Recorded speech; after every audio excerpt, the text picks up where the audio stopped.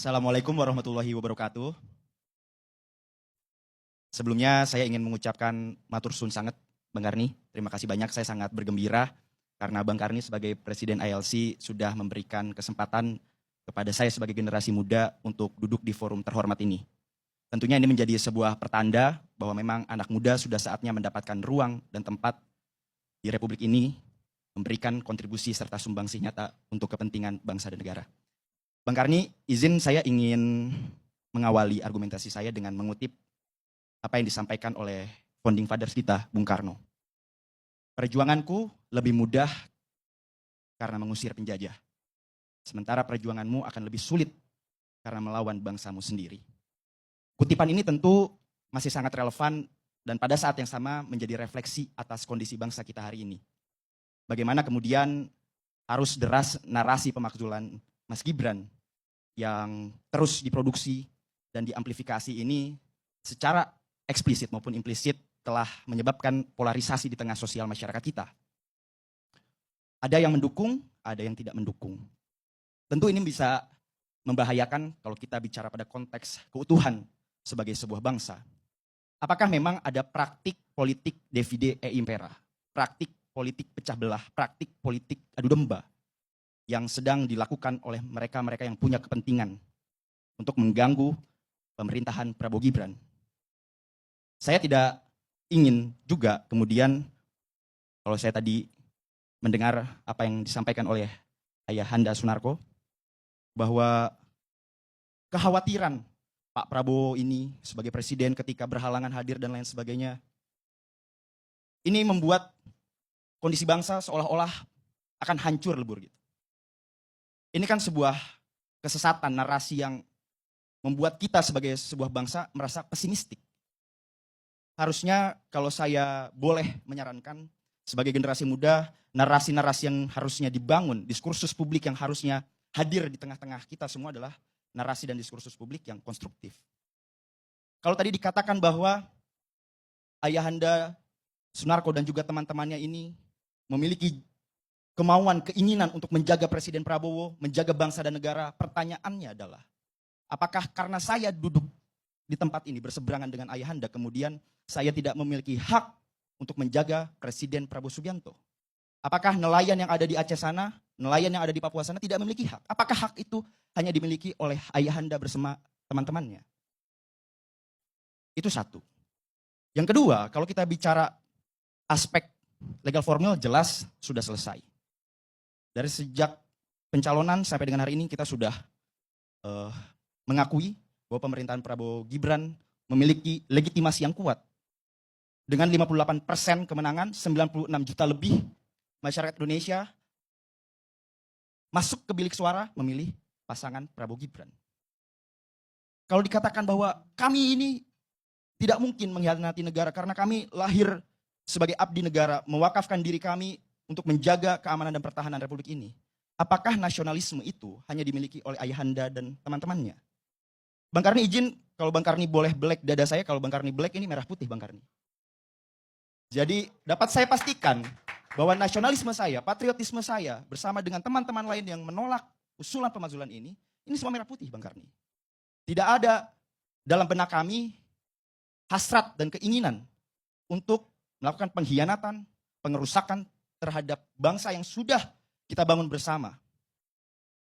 Bang Karni, kalau kita lihat usulan ini sebenarnya tidak memiliki bukti-bukti yang kuat, fakta-fakta hukum yang bagus.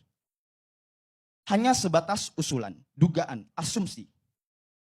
Di dalam asas hukum, kalau kita lihat, ada asas yang disebut dengan in criminalibus probationes beden esse luce clariores. Bahwa dalam setiap perkara, khususnya pidana, kalau tadi singgung, ini ada Mas Gibran ini ada dugaan terseret kasus korupsi dan lain sebagainya.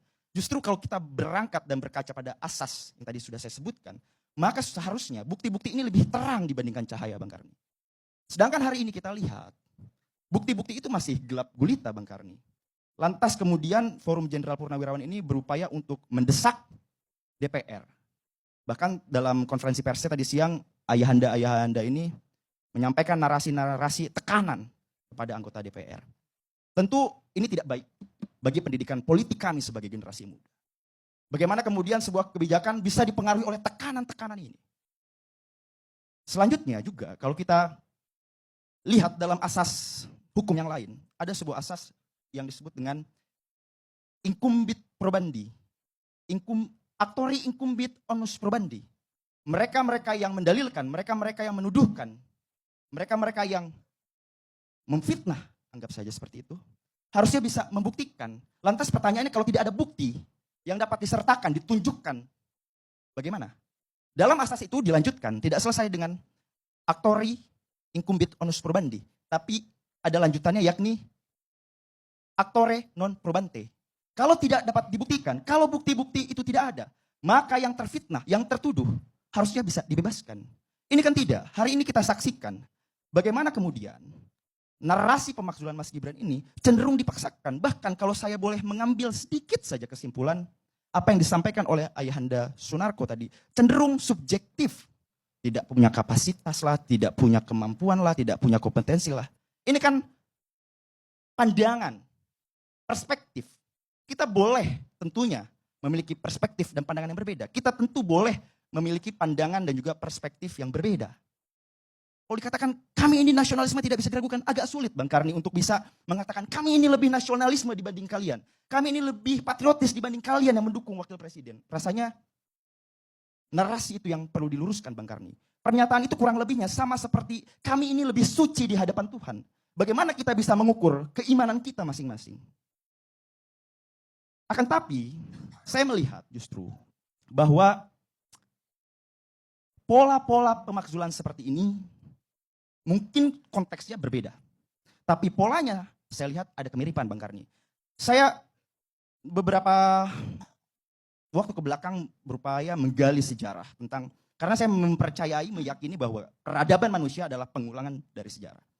Kondisi hari ini kurang lebih sama seperti apa yang terjadi pada tahun 66.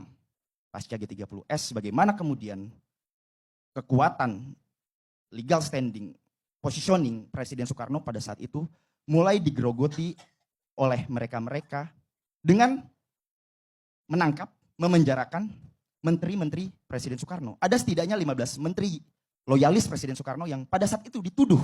Ada 3 kategori penangkapan loyalis Bung Karno pada saat itu yang kemudian pada akhirnya membuat legitimasi Presiden Soekarno ini runtuh. 3 kategori itu menteri-menteri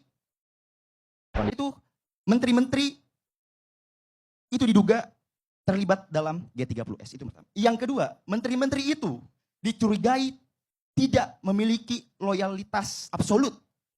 Ada keraguan di sana. Yang ketiga, waktu itu Soeharto menginstruksikan juga bahwa menteri-menteri yang dianggap secara sepihak tentunya, secara subjektif, amoral dan asosial ditangkap juga Bang Karni. Ini kan narasi daripada subjektivitas rezim pada saat itu. Dan hari ini saya lihat polanya kurang lebih sama. Dianggap pemerintahan hari ini yang dikomandoi dan dinahkodai oleh Presiden Prabowo Subianto dan didampingi oleh Mas Gibran Rakabuming Raka, ini dianggap dapat membahayakan. Loyalitas Mas Gibran ini seolah-olah diragukan. Merah putihnya Mas Gibran ini seolah-olah diragukan. Ini kan sebuah polemik yang seharusnya bisa kita selesaikan Bang Karni. Karena pada saat yang sama, hari ini kalau kita lihat pemerintah terus berupaya untuk menjalankan program-program dan visi misinya. Membuktikan bahwa mayoritas masyarakat Indonesia tidak salah dalam menentukan pucuk pimpinannya. Kalau kemudian dikatakan bahwa ingin menjaga Presiden Prabowo Subianto, toh yang memilih Mas Gibran juga adalah Presiden Prabowo Subianto. Tidak mungkin seorang Presiden Prabowo Subianto yang hidupnya dihabiskan untuk berjuang membela bangsa dan negara, telah mengalami pasang surut kehidupan, mengalami peristiwa-peristiwa politik yang tidak mudah, salah dalam memilih wakil presidennya. Ini kan sebuah anomali. Narasi yang terus diangkat ke permukaan publik seolah-olah kita harus menjaga Presiden Prabowo Subianto. Toh pada saat yang sama Presiden Prabowo Subianto yang memilih Mas Gibran kok. Ini kan seolah-olah ingin mendelegitimasi integritas, kompetensi, kapasitas dari Presiden Prabowo Subianto. Seolah-olah Presiden Prabowo Subianto salah dalam menentukan wakilnya. Ini kan menurut saya adalah sebuah kesesatan dan narasi-narasi yang tidak baik untuk dikonsumsi oleh publik. Kurang lebih. Baik.